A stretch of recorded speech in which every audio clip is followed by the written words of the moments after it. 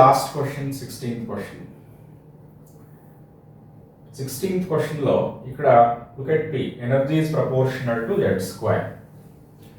ఏ కేసులో energy is proportional to Z square అంటే hydrogen like atoms లో energy is proportional to Z square.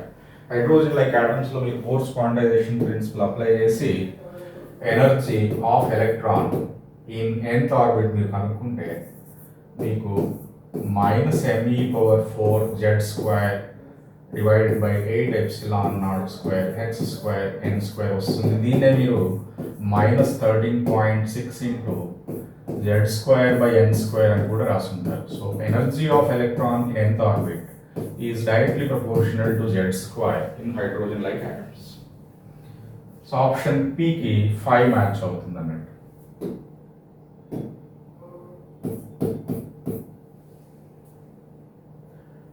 Electrons energy is proportional to Z square. So electron transition జరిగినప్పుడు emit అయిన radiation కూడా energy proportional to Z square ఉంటుంది.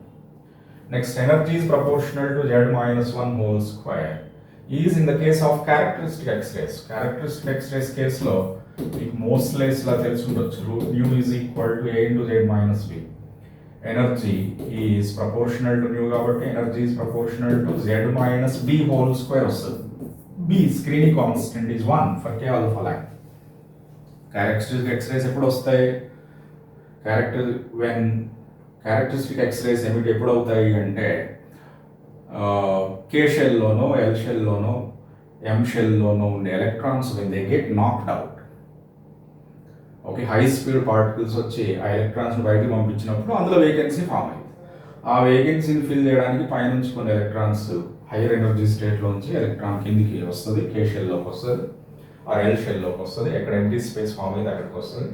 వచ్చినప్పుడు మనకి radiation emit అవుతుంది. ఆ ఎమిట్ అయిన రేడియేషన్ని మనం క్యారెక్టరిస్టిక్ ఎక్స్రేస్ అంటున్నాము. ఓకే, సో క్యూకి ఏది మ్యాచ్ అవుతుంది అంటే 1 మ్యాచ్ అవుతుంది. Next look at R. R ఏంటి? Electrostatic part of nuclear binding energy.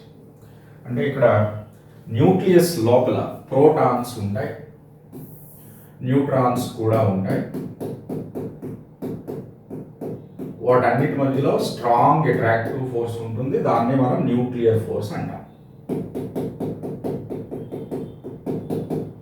ఈ స్ట్రాంగ్ న్యూక్లియర్ ఫోర్స్తో పాటుగా ఏముంటుంది? ప్రోటాన్స్ అంటే మరి లైక్ చార్జెస్ కదా, అవి రిపెల్ చేసుకుంటాయి. So there is electrostatic force of repulsion also. ఆ రిపల్సివ్ పొటెన్షియల్ ఎనర్జీ ఈచ్ ప్రోటాన్కి ప్రపోర్షనల్ టు 1 into Z-1. ఎందుకు? ఒక ప్రోటాన్ Z-1 ప్రోటాన్స్ తోటి, మొత్తం ఎన్ని ఉంటాయి? Z ఉంటాయి కదా, ఒక్కొక్క ప్రోటాన్ Z-1 ప్రోటాన్స్ తోటి ఇంటరాక్ట్ అవుతూ ఉంటుంది. So energy of each proton is proportional to Z-1. అట్లా ఎన్ని ప్రోటాన్స్ ఉంటాయి? Z ప్రోటాన్స్ ఉంటాయి కదా. సో Z into Z-1 ప్రపోర్షనల్గా వస్తుంది. ఏది? Electrostatic part of nuclear binding energy. So ఇది ఆప్షన్ 2కి మ్యాచ్ అవుతుంది.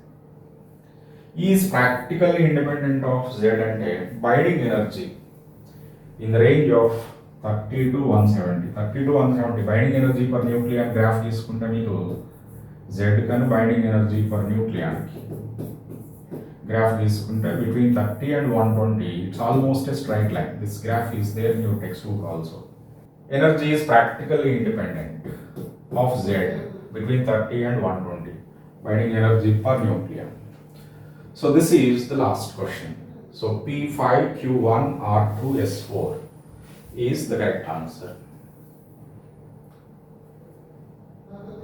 P5Q1R2S4 is the correct answer.